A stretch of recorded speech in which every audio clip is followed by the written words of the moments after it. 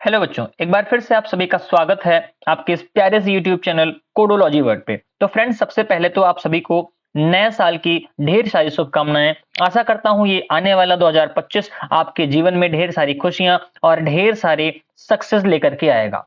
तो बच्चों, हम भी आपके लिए ढेर सारी खुशियां लेकर के आ गए हैं। जी हाँ बच्चों, मैं बात करने वाला हूं 15 जनवरी से शुरू हो रहे ओ लेवल के थ्योरी एग्जाम की। ओ लेवल के थ्योरी एग्जाम के पॉइंट ऑफ व्यू से हम भी आपके लिए हाजिर हैं इंपॉर्टेंट एमसीक्यूज की एक सीरीज लेकर के, जिसकी शुरुआत आज इस नए साल से हम लोग कर रहे हैं। बच्चों, मैं सबसे पहले आपको बताता चलूं कि अगर आप ओ लेवल की तैयारी कर रहे हैं और चाहते हैं ओ लेवल में अच्छे से अच्छा स्कोर करना और अच्छे ग्रेड लाना चाहते हैं, तो सबसे पहला काम क्या करना है, आपको हमारे चैनल पर जो पूरी की पूरी प्लेलिस्ट पड़ी हुई है, सेकंड पेपर की, थर्ड पेपर की, फोर्थ पेपर के कुछ टॉपिक्स की, वो सब आप एक बार कवर करेंगे। क्योंकि बच्चों, मैं देखता हूं कि M1 के टीचर्स आपको ढेर सारे मिल जाते हैं, क्योंकि जो ट्रिपल सी की तैयारी करा रहे हैं, जो एडीसीए की तैयारी करा रहे हैं, उनके पास कंटेंट पड़ा होता है और वो उस कंटेंट के हिसाब से आपको चीजें बताते हैं। लेकिन समस्या तब हो जाती है जब कोडिंग की बात आती है और कोडिंग का कंटेंट आपको सही तरीके से, सही गाइडेंस के फॉर्मेट में नहीं मिल पाता। तो हम उसी श्रृंखला को शुरू कर रहे हैं जहां पर हम आपको कोडिंग का सेक्शन कंप्लीट कवर करा रहे होंगे इन आने वाले 15 दिनों में। प्रैक्टिकल हमने कंप्लीट पूरा खत्म कर दिया है। आप देखेंगे जाकर के 35-37 वीडियोस में पाइथन खत्म हो गई है, 25-30 वीडियोस में सीएसएस खत्म हो गई है और एचटीएमएल के करीब करीब हमने आपको 80 से 85 टैग पढ़ा दिए हैं। तो आप उसको एक बार जाकर के देखिए, वहां से पढ़िए। बाकी हम तो श्रृंखला शुरू ही कर रहे हैं एमसीक्यूज की, जिसकी शुरुआत आज से आपकी हो रही है। बच्चों, ये देखने के लिए 30 एमसीक्यूज हैं, मगर जब हम आपको इसका एक्सप्लेनेशन दे रहे होंगे तो उस दौरान आप देखोगे कि उन 30 सवालों से 90 से 100 सवाल कैसे बना करते हैं। ठीक है ना? तो बात इतनी आपको समझ में आ गई होगी। आज से आप हमारे साथ जुड़ जाइए, डेली आपको वीडियोस मिलेंगी और आने वाले 15 दिनों में आप देखोगे कि आपका जो कॉन्फिडेंस लेवल है वो बहुत हाई हो चुका होगा एग्जाम को अटेम्प्ट करते टाइम। ठीक है ना? तो बात करते हैं हम लोग सबसे पहले क्वेश्चन की। बच्चा, सबसे पहला क्वेश्चन हमारा है कि which property is used to change the background colour in CSS. CSS में बैकग्राउंड के कलर को चेंज करने के लिए किस प्रॉपर्टी का इस्तेमाल किया जाता है? तो बच्चों, इसका जो सही जवाब हो जाएगा वो हो जाएगा option number C, background colour. Background colour क्या है? एक प्रॉपर्टी है जिसका इस्तेमाल हम लोग सीएसएस में बैकग्राउंड के कलर को बदलने के लिए करते हैं। सर, फिर कलर क्या होता है? कलर भी बच्चों एक प्रॉपर्टी है, इसका भी इस्तेमाल हम लोग सीएसएस में टेक्स्ट के कलर को बदलने के लिए करते हैं। किसके लिए करते हैं? टेक्स्ट के कलर को बदलने के लिए करते हैं। फिर सर, बीजी कलर क्या है? बच्चों, जो बीजी कलर है ना, वो बॉडी टैग का एट्रीब्यूट है। क्या है? बॉडी टैग का एट्रीब्यूट है। और एट्रीब्यूट और प्रॉपर्टी आपको पता होगी, दोनों चीजें अलग अलग हुआ करती हैं। प्रॉपर्टी सीएसएस में होती है, एट्रीब्यूट एचटीएमएल में हुआ करता है। बच्चों, जो बीजी कलर है ना, इसका इस्तेमाल हम लोग क्यों करते हैं? तो इसका इस्तेमाल हम लोग बॉडी टैग में करते हैं और वेब पेज के बैकग्राउंड को बदलने के लिए ही करते हैं। ये आपको इतनी बात समझ में आई होगी। एक चीज और, यहां पर हमको मान लीजिए एट्रीब्यूट की मदद से टेक्स्ट का कलर बदलना है, तो हमारे लिए होता है टेक्स्ट एट्रीब्यूट। कौन सा एट्रीब्यूट होता है? Text attribute. इसका भी इस्तेमाल आप कहां करेंगे? बॉडी टैग में करेंगे। और बॉडी टैग में यूज करके आप अपने टेक्स्ट के कलर को, आप अपने बॉर्डर के कलर को भी बदल सकते हैं। तो ये 4 सवाल आपके इसमें हो गए। आगे बात करते हैं हम लोग अगले क्वेश्चन की। अगला क्वेश्चन हमारा कह रहा है कि एचटीएमएल स्टैंड्स फॉर। एचटीएमएल का पूरा नाम, एचटीएमएल का फुल फॉर्म क्या होता है? बच्चों, एचटीएमएल का पूरा नाम होता है हाइपर टेक्स्ट मार्कअप लैंग्वेज। क्या नाम होता है? Hyper text markup language. आइए इसके बारे में कुछ और टॉपिक्स के और पॉइंट्स के बारे में डिस्कस कर लेते हैं। सबसे पहली बात कि एचटीएमएल को बच्चों 1991 में बनाया गया था। कब बनाया गया था? 1991 में बनाया गया था और इसको बनाया था टिम बर्नर्स-ली ने। किसने? टिम बर्नर्स-ली ने, जिन्होंने 1989 ईस्वी में ही WWW को बनाया था, सर्न जिनेवा स्विट्जरलैंड में। उन्होंने ही आपके एचटीएमएल को भी बनाया महज 2 साल बाद। आगे बात आती है कि एचटीएमएल का इस्तेमाल क्यों करते हैं? तो बच्चों, एचटीएमएल का इस्तेमाल हम लोग वेब पेज को डिजाइन करने के लिए करते हैं। किस लिए करते हैं? वेब पेज को डिजाइन करने के लिए करते हैं। पहली बात हो गई। दूसरी बात कि जो एचटीएमएल है ना, उसको हम लोग एक मार्कअप लैंग्वेज के नाम से भी जानते हैं। किस लैंग्वेज के नाम से? मार्कअप लैंग्वेज के नाम से जानते हैं, जो कि केस इनसेंसिटिव लैंग्वेज है। कैसी लैंग्वेज? केस इनसेंसिटिव लैंग्वेज है। और इसका जो लेटेस्ट वर्जन है वो सन 2014 में आया, जिसको हम लोग HTML5 के नाम से जानते हैं। किस नाम से जानेंगे? HTML5 के नाम से जानते हैं। आइए बात करते हैं हम लोग आपके अगले क्वेश्चन की। सेकंड क्वेश्चन हमारा क्या कह रहा है? सेकंड क्वेश्चन कह रहा है what is the correct HTML tag for inserting a line break. एक लाइन ब्रेक को इंसर्ट करने के लिए HTML में कौन सा टैग सही है। तो बच्चों सही टैग हमारा कौन सा हो जाएगा, BR टैग हो जाएगा। BR टैग का इस्तेमाल हम लोग क्यों करते हैं, आपके HTML वेब पेज में लाइन को ब्रेक करने के लिए करते हैं। बाकी LB नाम का कोई टैग नहीं होता, ब्रेक नाम का कोई टैग नहीं होता और लाइन नाम का कोई टैग नहीं हुआ करता है। अच्छा सर, एक सवाल आपसे और पूछ सकता है कि भैया हॉरिजॉन्टल लाइन लानी है तब क्या करेंगे, तो उसके लिए हम लोग इस्तेमाल करेंगे इसका HR टैग का इस्तेमाल करेंगे। HR टैग का मतलब हॉरिजॉन्टल रो। बात समझ में आ गई। एक चीज और मैं आपको बताना चाहूंगा कि बच्चों ये जो हमारे टैग है ना, इन टैग्स को, दोनों टैग आपको दिख रहे हैं ना, ये एम्पटी टैग कहलाते हैं। कैसे टैग कहलाएंगे, एम्पटी। एम्पटी का मतलब होता है खाली, खाली का मतलब इनमें क्लोजिंग टैग नहीं हुआ करता। जैसे हम आपको एक एग्जांपल देते हैं, पैराग्राफ आपने सुना होगा, पैराग्राफ टैग। अब उसमें क्या होता है, उसमें क्लोजिंग टैग भी होता है। क्या होगा, क्लोजिंग टैग भी होगा। तो वो क्लोजिंग टैग जो होता है बच्चों, वो जिस टैग में होता है उसको हम लोग कंटेनर कहते हैं। कंटेनर का मतलब जो ओपन भी हो और क्लोज भी हो और बीच में उसके कंटेंट आए। लेकिन ना BR क्लोज होता है ना HR क्लोज होता है, ऐसे इमेज भी क्लोज नहीं होता। तो ये सारे हमारे टैग जो हैं वो क्या कहलाते हैं बच्चों, वो कहलाते हैं एम्प्टी टैग। क्या कहलाएंगे, एम्प्टी टैग कहलाएंगे। आइए थर्ड क्वेश्चन की बात करते हैं। थर्ड क्वेश्चन हमारा कह रहा है कि which tag is used to create a hyperlink in HTML। HTML में हाइपरलिंक को क्रिएट करने के लिए किस टैग का इस्तेमाल करते हैं। आप सबको पता होगा, बताने की जरूरत बहुत ज्यादा है, मैं बता भी देता हूं। एंकर टैग का इस्तेमाल बच्चा करते हैं। और एंकर टैग का इस्तेमाल हम लोग, आप लिंक में नहीं फंसेंगे, मैंने बताया ना लिंक नाम का कोई टैग नहीं होता, HREF नाम का कोई टैग नहीं होता। UL टैग का इस्तेमाल हम लोग अनऑर्डर्ड लिस्ट के लिए करते हैं। किसके लिए, अनऑर्डर्ड लिस्ट के लिए करते हैं। और एंकर टैग का इस्तेमाल हम लोग हाइपरलिंक को बनाने के लिए करते हैं। और इसके साथ क्या क्या लगता है सर, इसके साथ लगता है HREF एट्रीब्यूट। क्या लगता है, HREF एट्रीब्यूट, जहां पर आप अपना URL लिखते हो। याद करिए, हमने आपको बहुत अच्छे से पढ़ा रखा है इस चीज को, बहुत सारी वीडियोस एंकर टैग की बनी हुई हैं। अच्छा, आगे अगला कौन सा एट्रीब्यूट होता है सर, तो इसके साथ अगला एट्रीब्यूट होता है बच्चों टारगेट का। कौन सा, टारगेट का। और टारगेट क्या करता है, ये बताता है कि आपकी जो फाइल है वो कहां खुलेगी। इसकी टारगेट की कितनी वैल्यूज होती हैं, 4 वैल्यूज। नोट करिएगा, ब्लैंक, टॉप, सेल्फ, पेरेंट, और सब किससे शुरू होती हैं, सब अंडरस्कोर से शुरू होती हैं। यहां हमने लिख दिया ब्लैंक। अब आपको पता होना चाहिए ब्लैंक का इस्तेमाल क्यों होता है। ब्लैंक का इस्तेमाल होता है आपकी फाइल को नई विंडो में खोलने के लिए। कहां, नई विंडो में खोलने के लिए।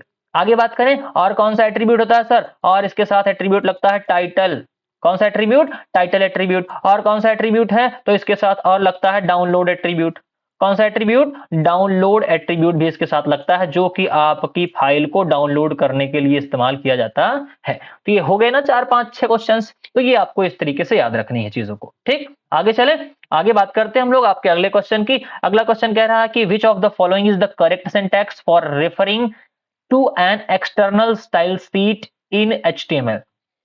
HTML में एक्सटर्नल स्टाइल शीट को ऐड करने के लिए, उसको रेफर करने के लिए, यूज करने के लिए सही सिंटैक्स क्या होगा, करेक्ट सिंटैक्स क्या होगा।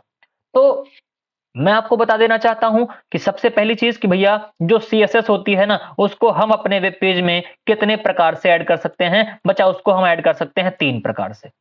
पहला होता है इनलाइन, पहला क्या हो जाएगा, इनलाइन हो जाएगा। दूसरा हो जाएगा इंटरनल, ठीक, दूसरा क्या हो जाएगा, इंटरनल। और तीसरा क्या हो जाएगा, एक्सटर्नल हो जाएगा। ये आपको याद रखना है। इनलाइन CSS का इस्तेमाल हम लोग स्टाइल एट्रीब्यूट से करते हैं। किससे, स्टाइल एट्रीब्यूट से करते हैं। इंटरनल CSS का इस्तेमाल स्टाइल टैग से करते हैं। याद रखिएगा, दोनों में कंफ्यूज मत होइएगा। पहला वाला स्टाइल एट्रीब्यूट है और दूसरा वाला स्टाइल टैग है, जिसका इस्तेमाल हम लोग कहां करेंगे, हेड सेक्शन के अंतर्गत करेंगे। एक्सटर्नल CSS का इस्तेमाल बच्चा हम लोग कहां करते हैं, तो उसको भी हम लोग करते हैं हेड सेक्शन के अंदर। और हेड सेक्शन के अंदर हम लोग करते हैं इसको यूज लिंक टैग में। किसमें, लिंक टैग में। तो लिंक टैग कहां है, link tag option number C में है, लिंक HREF। और उसके बाद आपको वहां पर लगानी है CSS की फाइल, फिर रेल एट्रीब्यूट जहां पर लिखना है स्टाइल शीट, और फिर टाइप एट्रीब्यूट जहां पर लिखना है text/CS। ये इसका पूरा सिंटैक्स हो जाएगा। और इसको कहां आप यूज करेंगे बच्चा, आप इसको यूज करेंगे हेड सेक्शन के अंतर्गत। कहां, हेड सेक्शन के अंतर्गत। तो बात समझ में आ गई ना, CSS कितने टाइप से यूज कर सकते हो, 3, inline, internal, external. Inline style attribute में है ना, स्टाइल एट्रीब्यूट के साथ, इंटरनल स्टाइल टैग के साथ हेड सेक्शन में, और एक्सटर्नल कहां है, वो आपके हेड सेक्शन में ही लिंक टैग के साथ इस्तेमाल होती है। आगे चला जाए, चलिए आगे चलते हैं बच्चों हम लोग। अगला सवाल हमारा कह रहा है how do you make each word in a text start with a capital letter using CSS. ठीक है ना, मतलब आप क्या चाहते हो कि आप सीएसएस का इस्तेमाल करो, आप किस किस प्रॉपर्टी का इस्तेमाल करो कि आपका जो वर्ड है ना उसका हर लेटर किससे स्टार्ट हो, कैपिटल लेटर से स्टार्ट हो। किससे स्टार्ट हो, कैपिटल लेटर से स्टार्ट हो। तो उसके लिए कौन सी प्रॉपर्टी इस्तेमाल करते हैं बच्चा, उसके लिए हम लोग इस्तेमाल करते हैं text transform property. Text transform property. अब टेक्स्ट ट्रांसफॉर्म प्रॉपर्टी दो दो दी गई है, तो आप अपर केस में नहीं जाएंगे। अपर केस का मतलब होता है सारे के सारे लेटर आपके किस फॉर्मेट में हो जाएंगे, अपर केस में। आपको जाना है किसके साथ, आपको जाना है कैपिटलाइज के साथ। कैपिटलाइज का मतलब जैसे मान लीजिए मैं अपना नाम लिख रहा हूं तो ये पहला लेटर कैपिटल में, बाकी सारे कैसे होंगे, बाकी सारे आपके स्मॉल फॉर्मेट में होंगे। अजय आपका इस तरीके से लिख उठेगा। ठीक है ना, तो ये आपका इस सवाल का सही जवाब हो जाएगा ऑप्शन नंबर ए। आगे बात करते हैं बच्चों हम लोग, आगे हमारे पास अगला सवाल है which HTML attribute is used to define inline style. किस एचटीएमएल एट्रीब्यूट का इस्तेमाल इनलाइन स्टाइल को डिफाइन करने के लिए किया जाता है। अभी हमने आपको पढ़ाया इसके प्रीवियस वाली स्लाइड के पहले। तो बताएंगे आप हमको कि स्टाइल का इस्तेमाल करने के लिए हम लोग इनलाइन स्टाइल का, हमने बताया ना सीएसएस 3 प्रकार से यूज होती है। पहली इनलाइन थी, तो इनलाइन में हमने क्या बताया आपको, आप किसके साथ जाएंगे, ए के साथ नहीं, क्योंकि स्टाइल्स लिखा हुआ है। आप ऐसे गड़बड़ी करेंगे, स्टाइल्स पे नहीं जाएंगे, स्टाइल एट्रीब्यूट के साथ। किस एट्रीब्यूट के साथ, स्टाइल एट्रीब्यूट के साथ। बात समझ में आ गई ना, तो ये आपको याद रखना है, स्टाइल एट्रीब्यूट होता है। ठीक, क्लास भी एक एट्रीब्यूट है जिसका इस्तेमाल हम लोग क्लास सेलेक्टर को यूज करने के लिए करते हैं। फॉन्ट एक टैग है बच्चों, फॉन्ट क्या है हमारा, एक टैग है। ठीक है ना, तो ये आपको याद रखना है। सही आंसर क्या हो जाएगा, स्टाइल एट्रीब्यूट आपका सही आंसर हो जाएगा। बात समझ में आ गई, आगे चलिए आगे अगले क्वेश्चन की तरफ बढ़ते हैं बच्चों। अगला क्वेश्चन हमारा कह रहा है how can you make a list that lists the item with numbers. आप एक लिस्ट कैसे बनाएंगे जो कि आइटम्स को नंबरिंग फॉर्मेट में रखती है। जैसे मान लो मैंने यहां पर कह दिया HTML, फिर मैंने यहां पर 2 लिखा और यहां पर कहा CSS, फिर यहां पर हमने क्या लिखा 3, और 3 में हमने कह दिया JS। तो यहां पर एक लिस्ट बनी ना, और ये लिस्ट कैसे शुरू हो रही है, नंबर से शुरू हो रही है। तो इस लिस्ट को बनाने के लिए हमारे पास कौन सा तरीका होता है बच्चा, हमारे पास होता है OL टैग। कौन सा, OL टैग। OL टैग का पूरा नाम क्या होता है, ध्यान से सुनिएगा, 7 से 8 सवाल आपके यहां पर भी आने वाले हैं। OL टैग का पूरा नाम होता है ऑर्डर्ड लिस्ट। DL टैग का पूरा नाम होता है डेफिनेशन लिस्ट, इसका दूसरा नाम होता है डिस्क्रिप्शन लिस्ट। लिस्ट नाम का कोई टैग नहीं होता है। UL टैग का पूरा नाम होता है अनऑर्डर्ड लिस्ट। अच्छा सर, यूएल टैग को और क्या कहते हैं, तो बच्चों यूएल टैग को हम लोग और कहते हैं बुलेटेड लिस्ट। क्या बोलते हैं, बुलेटेड लिस्ट। और ओएल टैग को हम लोग क्या कहेंगे फिर, तो ओएल टैग को हम लोग कहते हैं नंबर्ड लिस्ट। क्या बोलेंगे, नंबर्ड लिस्ट। अच्छा, इन दोनों के साथ ओएल और यूएल के साथ, ओएल और यूएल के साथ हम लोग एक टैग और इस्तेमाल करते हैं और वो होता है एलआई। एलआई का पूरा नाम होता है लिस्ट आइटम। क्या नाम हो जाएगा, लिस्ट आइटम। डीएल टैग के साथ हम लोग किसका इस्तेमाल करेंगे, तो डीएल टैग के साथ इस्तेमाल करते हैं डीटी टैग का, जो कि डेफिनेशन टर्म होती है। और इसी के साथ साथ इस्तेमाल होता है डीडी टैग का, जिसका मतलब होता है डेफिनेशन डेटा। तो बात समझ में आई, हुए ना 8 से 9 सवाल, ये आपको याद रखने हैं। ठीक है ना, बाकी एट्रीब्यूट्स भी हैं आपको उसमें, ये भी याद रखने हैं। स्टार्ट होता है, टाइप होता है, बहुत सारे एट्रीब्यूट हमारे पास हुआ करते हैं इसके। ठीक, आइए आगे बात करते हैं। अगला सवाल आपकी कंप्यूटर स्क्रीन पर ये रहा, कह रहा है which HTML element is used to specify a header with for a document और सेक्शन। किस एलिमेंट का इस्तेमाल हम लोग एक हेडर के लिए करते हैं, कहां पर, डॉक्यूमेंट और सेक्शन। ठीक है ना, कोई डॉक्यूमेंट है या सेक्शन है तो हम लोग किसका इस्तेमाल एक हेडर के लिए करते हैं, ये आपको बताना है किस टैग का। तो बच्चों सिमेंटिक टैग्स कब आए थे आपके, 2014 में आए थे, जब HTML का 5th वर्जन आया था ना, तो वहां पर आपके पास कुछ सिमेंटिक टैग्स आए थे, जहां पर आपके पास जो था वो हेडर था, फुटर था, नैव था, आर्टिकल था, सेक्शन था, मेन था, असाइड था। ऐसे बहुत सारे टैग हुआ करते थे। तो इस क्वेश्चन का जो सही जवाब हो जाएगा वो क्या हो जाएगा, हेडर। बच्चा हेडर का इस्तेमाल हम लोग क्यों करते हैं, हेडर का इस्तेमाल हम लोग हेडर को लगाने के लिए करते हैं। फुटर का इस्तेमाल फुटर को लगाने के लिए करते हैं। मेन का इस्तेमाल मेन कंटेंट को लिखने के लिए करते हैं। अगर आर्टिकल से लिखने हैं तो आर्टिकल टैग का इस्तेमाल करेंगे। किसी वेब पेज के बारे में, किसी आर्टिकल के बारे में कोई जानकारी देनी है तो असाइड टैग का इस्तेमाल करेंगे। नैव टैग का इस्तेमाल हम लोग नेविगेशन बार को बनाने के लिए करते हैं। किसके लिए, नेविगेशन बार को बनाने के लिए करेंगे। तो इतनी बात आपको समझ में आ गई होगी। आगे अगला क्वेश्चन की तरफ बढ़ा जाए। चलिए अगले क्वेश्चन की तरफ बढ़ते हैं। अगला क्वेश्चन कह रहा है कि इन HTML which attribute is used to specify that an input field must be filled। कौन सा एट्रीब्यूट ये स्पेसिफाई करता है कि एक इनपुट फील्ड है ऐसे ना, इसको भरा जाना कंपलसरी है, इस इनपुट फील्ड को भरा जाना नेसेसरी है। तो कौन सा एट्रीब्यूट ये काम करने में हमारी हेल्प करता है? तो इसके लिए हमारे पास एक एट्रीब्यूट होता है रिक्वायर्ड। अगर आप रिक्वायर्ड लगा दिए किसी पर तो वो फील्ड भरी जानी नेसेसरी हो जाती है, बिना उसके भरे आप फॉर्म सबमिट नहीं कर पाएंगे, आपको याद रखना है। अच्छा, रिक्वायर्ड जो एट्रीब्यूट है बच्चों ना, ये एक बुलियन एट्रीब्यूट है। मतलब बुलियन कैसे? बुलियन इस प्रकार से कि इसकी कोई वैल्यू नहीं होती है, ठीक है ना, आपको इसको ऐसे ही यूज करना होता है। ठीक, आगे बात करते हैं। ये मस्ट नाम का कोई एट्रीब्यूट नहीं होता, वैलिडेट भी नहीं होता, वैल्यू नाम का एट्रीब्यूट होता है जिसका इस्तेमाल हम लोग इनपुट फील्ड में पहले से कोई वैल्यू देने के लिए करते हैं। तो ये भी आपको बात समझ में आ गई होगी। इस क्वेश्चन का फिलहाल सही जवाब क्या हो जाएगा? Required attribute. क्या हो गया? रिक्वायर्ड एट्रीब्यूट इस क्वेश्चन का सही जवाब हो गया। आइए आगे बात करते हैं हम लोग अगले क्वेश्चन की तरफ। कह रहा है कि which CSS property is used to change the text colour of an element. अभी हमने आपको बताया थोड़ी देर पहले, कौन सा? कलर प्रॉपर्टी का इस्तेमाल हम लोग टेक्स्ट कलर को बदलने के लिए करते हैं। कहां? CSS में। HTML में बदलना हो तो हम लोग किसका इस्तेमाल करेंगे? टेक्स्ट का इस्तेमाल करेंगे। किस एट्रीब्यूट का? टेक्स्ट। याद रखिएगा फिर से, टेक्स्ट एक एट्रीब्यूट है और कलर एक प्रॉपर्टी है। कलर क्या है? प्रॉपर्टी। और हमसे CSS की प्रॉपर्टी पूछा है तो हम लोग किसके साथ जाएंगे? कलर के साथ जाएंगे, ये आपको याद रखना है। फॉन्ट कलर नाम की कोई चीज नहीं होती है, टेक्स्ट कलर नाम की भी कोई चीज नहीं हुआ करती, ना HTML में ना CSS में। बात समझ में आ गई? आगे अगले क्वेश्चन की तरफ बढ़े। चलिए अगला क्वेश्चन की तरफ बढ़ते हैं बच्चों। अगला क्वेश्चन हमारा कह रहा है कि how do you insert a comment in a CSS file. आप CSS की फाइल बना रहे हो, उसमें आप कमेंट कैसे इंसर्ट करोगे, बताया जाए। चलिए बताते हैं। सही जवाब क्या हो जाएगा? Option number A. इस विधि से, इस मेथड से हम लोग CSS में सिंगल लाइन कमेंट या मल्टी लाइन कमेंट इंसर्ट कर सकते हैं, ठीक है ना। सेकंड नंबर की बात करें, ऑप्शन नंबर बी, बच्चा ये JS में सिंगल लाइन कमेंट को इंसर्ट करने का एक बहुत बढ़िया तरीका है। कहां? जावास्क्रिप्ट में सिंगल लाइन कमेंट यूज करना है ना, आप इसका इस्तेमाल करिए। मल्टी लाइन कमेंट का इस्तेमाल करना है तो भी हमारे पास यही तरीका काम आएगा जो ऑप्शन नंबर ए में दिया गया है, जो CSS में होता है।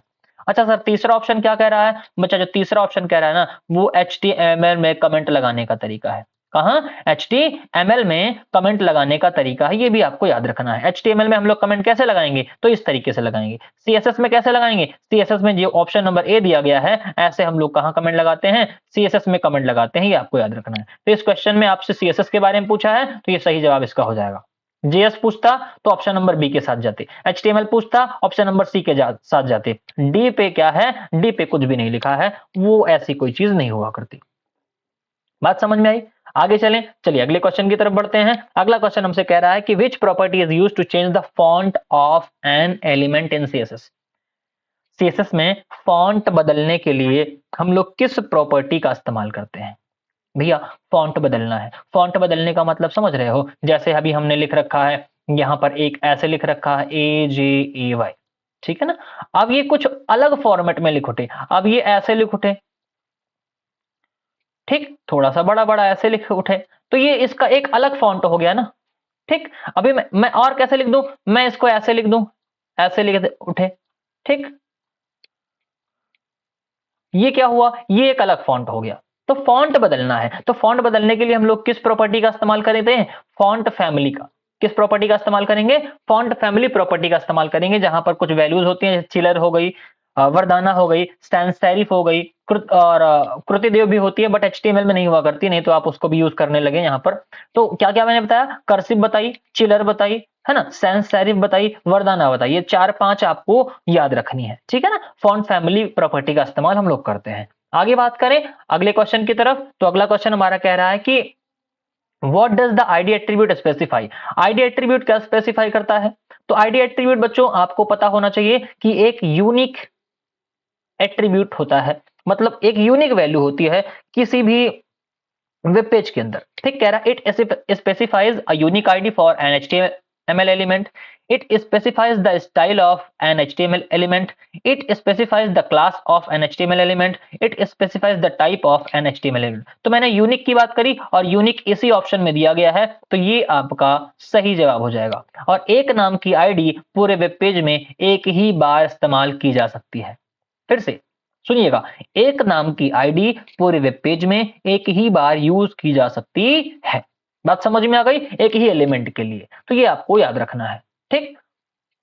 और इसको डिफाइन कैसे करेंगे? जैसे मान लो इसके थ्रू हमको CSS लगाना है ना, आईडी सेलेक्टर बनाना है, तो आईडी सेलेक्टर बनाने के लिए हम लोग क्या करते हैं, हैज लगाते हैं और आईडी सेलेक्टर आपका बन करके तैयार हो जाता है। बात समझ में आ गई? आइए हम लोग आगे क्वेश्चन की तरफ बढ़ते हैं। अगला क्वेश्चन हमारा क्या कह रहा है? अगला क्वेश्चन कह रहा है कि which HTML tag is used to define an internal style sheet?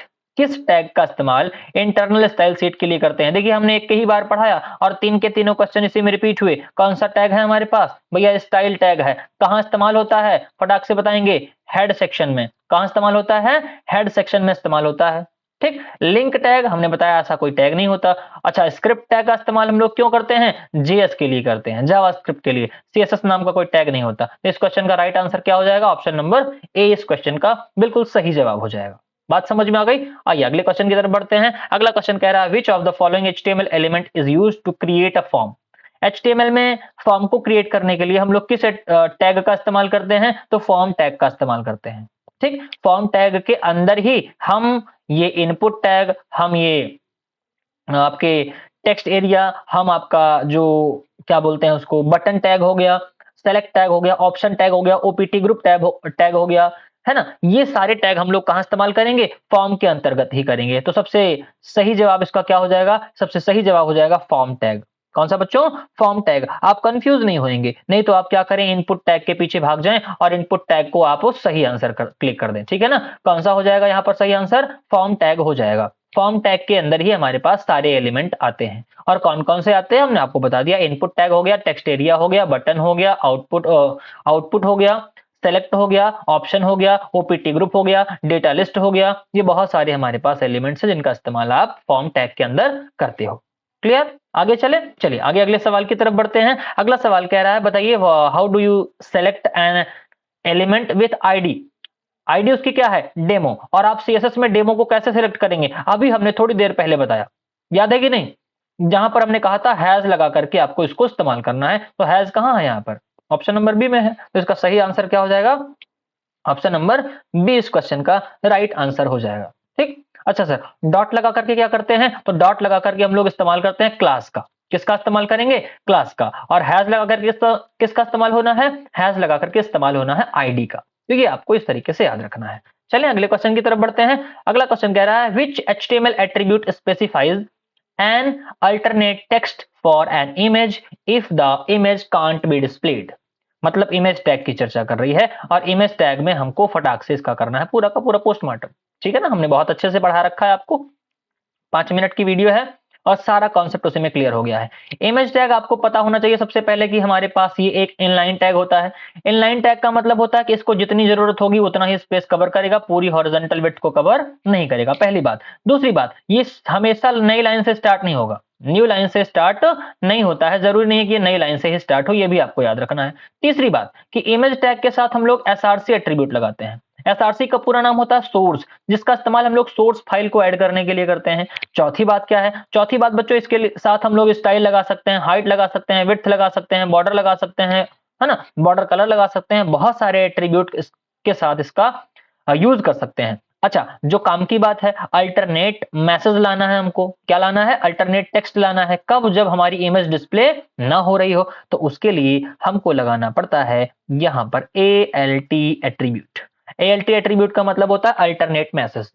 बात समझ में आ गई? तो इस क्वेश्चन का ये सही जवाब हो जाएगा। बाकी चीजें हमने आपको बता दी जो आपके काम की थी, ठीक। अगले क्वेश्चन की तरफ बढ़ते हैं। कह रहा है how do you make the text bold in HTML?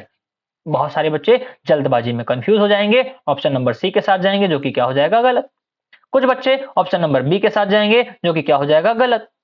फिर सर सही कौन सा है? तो सही होगा बच्चों both A and B. Strong tag का इस्तेमाल भी हम लोग बोल्ड के लिए करते हैं और बी टैग का इस्तेमाल भी हम लोग बोल्ड के लिए करते हैं। वास्तव में स्ट्रांग टैग का इस्तेमाल बच्चों इंपॉर्टेंट टेक्स्ट के लिए किया जाता है। किसके लिए? इंपॉर्टेंट टेक्स्ट के लिए किया जाता है। और बोल्ड टैग का इस्तेमाल हम लोग बोल्ड के लिए करते हैं। बट काम दोनों के दोनों का वैसे है। बोल्ड और स्ट्रांग सेम वर्क करेंगे, ये आपको याद रखना है। तो इस क्वेश्चन का राइट आंसर क्या हो जाएगा? Both A and B. इसको आप नोट करके रखेंगे। चले अगले सवाल की तरफ बढ़ते हैं। अगला सवाल कह रहा है कि which of the following is the correct way to link a JavaScript file in HTML. JavaScript file को आपके एचटीएमएल में ऐड करना है तो उसके लिए आपको किस टैग का इस्तेमाल करना पड़ेगा, क्या सिंटैक्स सही होगा उसका। तो हमने आपको बताया था स्क्रिप्ट टैग, लेकिन यहां पर चारों में script tag script script script script के साथ एसआरसी एट्रीब्यूट लगता है। कौन सा एट्रीब्यूट? SRC attribute. अब ध्यान से देखो एसआरसी एट्रीब्यूट कहां लगा हुआ है, तो एसआरसी एट्रीब्यूट लगा हुआ है ऑप्शन नंबर डी में। तो ऑप्शन नंबर डी इस क्वेश्चन का क्या हो जाएगा? सही जवाब हो जाएगा। ठीक है ना। लिंक नाम का कोई एट्रीब्यूट नहीं होता, एचआरएफ होता है लेकिन एंकर टैग में लगता है, लिंक में लगता है। ठीक, स्क्रिप्ट के साथ क्या लगेगा? एसआरसी लगेगा। तो इस क्वेश्चन का सही जवाब आपका ये हो जाएगा। एक बात और, इसमें जो फाइल ऐड होगी ना वो किस नाम से सेव होनी चाहिए? .js नाम से सेव होनी चाहिए। एक्सटेंशन, इसकी एक्सटेंशन देख रहे हो ना .js, वो .js एक्सटेंशन से सेव होनी चाहिए। ठीक, आगे बात करें। कह रहा है what does CSS stands for. CSS का पूरा नाम क्या है? सीएसएस का फुल फॉर्म क्या है? तो कैस्केडिंग स्टाइल सीट इसका फुल फॉर्म होता है। Cascading style seat. बच्चों इसको बनाया कब गया था बताएंगे आप हमको? 1996 में इसको बनाया गया था। कब बनाया गया था? 1996 में इसको बनाया गया था। ठीक, और ये किसकी रिकमेंडेशन थी? तो ये W3 स्कूल्स है ना आपकी एक वेबसाइट, एक संस्था भी है, तो उसी की ये रिकमेंडेशन थी, जिसके रिकमेंडेशन पर, जिसके सजेशन पर इसको बनाना स्टार्ट किया गया था। बात समझ में आ गई? आगे चले। हाँ, एक चीज और मैं इसको अभी चलते चलते बता भी दूं, ये एक प्रेजेंटेशनल लैंग्वेज है। कैसी लैंग्वेज है? प्रेजेंटेशनल लैंग्वेज है, या ये एक स्टाइलिंग लैंग्वेज है। कैसी लैंग्वेज? स्टाइलिंग लैंग्वेज है, ये भी आपको याद रखना है। आगे बात करते हैं। अगला सवाल हमारे पास कह रहा है which of the following is used to create a drop down list in HTML. HTML में ड्रॉप डाउन लिस्ट हमको लानी है, तो उसके लिए हम लोग किस टैग का इस्तेमाल करेंगे? तो इसका जो सही जवाब हो जाएगा वो हो जाएगा सेलेक्ट टैग। कौन सा टैग है? Select tag. ड्रॉप डाउन नाम की कोई चीज नहीं होती, लिस्ट नाम का कोई टैग नहीं होता, इनपुट टाइप ड्रॉप डाउन नहीं हुआ करता, इनपुट टाइप लिस्ट हुआ करती है। यहाँ पर क्या होती है? लिस्ट होती है, बट वो उसका इस्तेमाल हम लोग किस लिए करते हैं? डेटा लिस्ट को लाने के लिए करते हैं। मगर यहाँ पर जो आपका सही जवाब हो जाएगा वो ऑप्शन नंबर बी हो जाएगा। एक बात आपसे और पूछ सकता है, इस सेलेक्ट टैग के साथ हम लोग और कौन सा टैग इस्तेमाल करते हैं? तो सेलेक्ट टैग के साथ हम लोग इस्तेमाल करते हैं ऑप्शन टैग का। किसका? ऑप्शन टैग का इस्तेमाल, जो कि अलग अलग ऑप्शंस को बनाने का काम करता है। इतनी बात समझ में आ गई? चलिए आगे अगले सवाल की तरफ बढ़ते हैं बच्चा। अगला सवाल हमारा क्या कह रहा है? अगला सवाल कह रहा है कि dot dot is the address of the web document currently displayed on the monitor. जो करेंटली मॉनिटर पर डिस्प्ले हो रहा होता है, जैसे हमारे पास अभी एक वेब पेज दिख रहा है ना, ये आपको एक वेब पेज दिख रहा होगा, फिलहाल है तो पीडीएफ, लेकिन इसको वेब पेज मानिए। तो आप मुझको बताइए, यहाँ पर ये जो चीज दिख रही है ना, इस चीज को क्या बोलेंगे? इसको हम लोग क्या टीसीपी बोलते हैं, आईपी बोलते हैं, आईएसपी बोलते हैं, यूआरएल बोलते हैं, प्रोटोकॉल बोलते हैं? फटाक से आंसर देंगे आप इसको। बच्चा इसको क्या बोलते हैं? URL, uniform resource locator. ठीक है ना। टीसीपी क्या है? टीसीपी एक प्रोटोकॉल होता है जिसको हम लोग बहुत शुरू में इंटरनेट जब आया था तो टीसीपी आईपी का इस्तेमाल किया जाता था ट्रांसमिशन कंट्रोल प्रोटोकॉल के फॉर्म में। ठीक है ना। तो ये आपको याद रखना। आईएसपी क्या होता है? इंटरनेट सर्विस प्रोवाइडर होता है। ठीक, जो हमको इंटरनेट की फैसिलिटी प्रोवाइड करता है। इस क्वेश्चन का जो सही जवाब हो जाएगा वो क्या हो जाएगा? यूआरएल हो जाएगा। सर प्रोटोकॉल क्या होते हैं? प्रोटोकॉल बच्चों सेट ऑफ रूल्स हैं। क्या है? सेट ऑफ रूल्स, जो कि ये बताते हैं कि इंटरनेट पर हमको चीजों को कैसे अपलोड करना है, इंटरनेट पर हमको कम्युनिकेशन कैसे करनी है और डाटा का ट्रांसफॉर्मेशन कैसे होना है, इसके बारे में बताते हैं। ठीक, तो चार के चारों ऑप्शन आपके क्लियर हो गए। चलें अगले सवाल की तरफ बढ़ें। अगला सवाल हमारे पास क्या कह रहा है? अगला सवाल हमारे पास दिया हुआ है कि HTML was developed by Tim Berners-Lee in। सवाल बताया हुआ है, पढ़ाया है क्या? हाँ बिल्कुल पढ़ाया हुआ है। चलिए ठीक है। 1990 भैया, 1990 में HTML का प्रपोजल आया है ना। HTML क्या हुई? प्रपोज्ड हुई कि हाँ एक HTML लैंग्वेज बनाई जानी चाहिए। 1991 में क्या हुआ? 1991 में HTML डेवलप हुई। 1991 में HTML डेवलप हुई किसके द्वारा? टिम बर्नर्स ली के द्वारा। फिर 1989 में क्या हुआ था? 1989 में बच्चा WWW आई थी। जिसका पूरा नाम होता है वर्ल्ड वाइड वेब कंसोर्टियम। क्या हो जाता है? वर्ल्ड वाइड वेब कंसोर्टियम हो जाता है। बात इतनी समझ में आ गई ना? तो 1972 में कुछ हुआ था क्या सर? हाँ भैया, 1972 में हुआ था। 1972 में डेनिस रिची, याद करिए, डेनिस रिची कौन सी लैंग्वेज लेकर के आए थे? सी लैंग्वेज लेकर के आए थे, जो कि मदर ऑफ ऑल लैंग्वेजेस कही जाती है। तो 1972 में डेनिस रिची सी लैंग्वेज लेकर के आए थे। बात समझ में आ गई? चारों डेट क्लियर हुई। 1990 एचटीएमएल का प्रपोजल आता है। 1991 एचटीएमएल बनाई जाती है टिम बर्नर्स ली के द्वारा। 1989 डब्ल्यूडब्ल्यूडब्ल्यू बनाई जाती है टिम बर्नर्स ली के ही द्वारा, सर्न जेनेवा स्विट्जरलैंड की लेबोरेटरी में। ठीक है ना? 1972 में क्या होता है? तो 1972 में आती है आपकी सी लैंग्वेज डेनिस रिची के द्वारा। अगला सवाल कह रहा है विच what is the extension file name of HTML document. HTML document में एक्सटेंशन क्या होती है, फाइल एक्सटेंशन क्या होती है?